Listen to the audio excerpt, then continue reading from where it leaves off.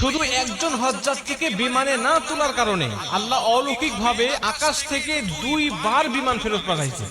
ঘটনাটা মাত্র 2 দিন আগের। আপনারা অনেকেই পত্র পত্রিকায় দেখেছেন, লিবিয়ার একজন মুসলিম যুবক তিনি এই চলতি বছরে হজ করার জন্য সৌদির উদ্দেশ্যে রওনা হয়েছিলেন।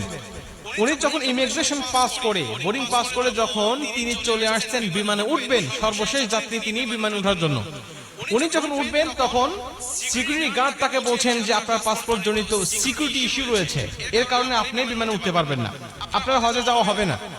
উনি বলছেন যে আমাকে যখন বাধা দিল আমার মধ্যে কোনো হতাশা কাজ করতেছিল না, কারণ আমার মধ্যে প্রবল ইচ্ছা আর আগ্রহ ছিল যে আল্লাহ অবশ্যই আমাকে মক্কায় নিয়ে যাবে, আমাকে হজ করার জন্য নিয়ে যাবে। সিকিউরিটি গার্ডের আমাকে সান্ত্বনা দিতে লাগলেন, দেখেন যে আপনার সমস্যার কারণে আপনি যেতে পারবেন না, আল্লাহ বাঁচায় রাখলে আপনি আপনার সামনে বার যাবেন। তো উনি বলছেন দেখেন আমি হজ করার জন্য নিয়ত করেছি এবং বাসা থেকে বের হয়ে আসছি, নিয়ত করার দায়িত্ব আমার আর নিয়ে যাওয়ার দায়িত্ব আল্লাহ পাকের।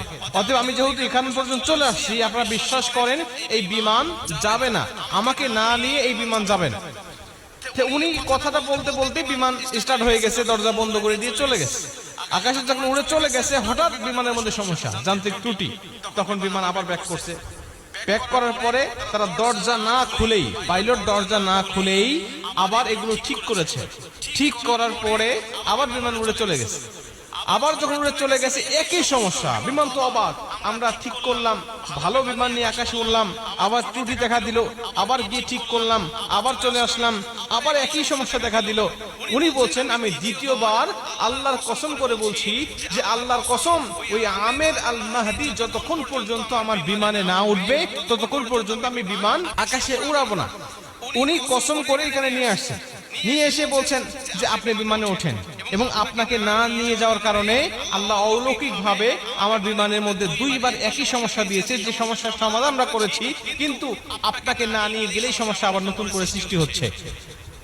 আমের আল মাহদি বলছে দেখেন আল্লাহ পাকের কাছে আমি নিয়ত করেছি, আমি হালাল টাকা দিয়ে আমি হজ করার জন্য নিয়ত করেছি, আমার পাসপোর্ট জনিত ইস্যু যেটা আপনার সমস্যার কথা বলছেন এটা আসলে সমস্যা নয়, তারপরে যদি আপনার সমস্যা ধরেছেন আপনারা আমাকে না নিয়ে গেলে বিমান যাবে না, বা আমাকে না নিয়ে আপনারা যাবেন না, এই বিশ্বাস আমার মধ্যে আছে, এজন্য আমি কথাটা বলেছি। সবাই তাকে তো আগ্রহ করে ধরলেন এবং সবাই তাকে বিভিন্নভাবে সংবর্ধনা এবং সম্মানিত করতে লাগলেন। এখান থেকে পরিষ্কারভাবে বক্তব্য বোঝা যায় যে আল্লাহ পাকের কাছে যখন কোনো ব্যক্তি খাঁটি দিলে নিয়ত করে, আল্লাহ পাক তখন সেই নিয়তটা পূর্ণ করে, এটা আল্লাহ পাকের দায়িত্ব। বান্দার চেষ্টা যখন শেষ, আল্লাহ পাকের সাহায্য তখন থেকে তার শুরু হয়ে যায়।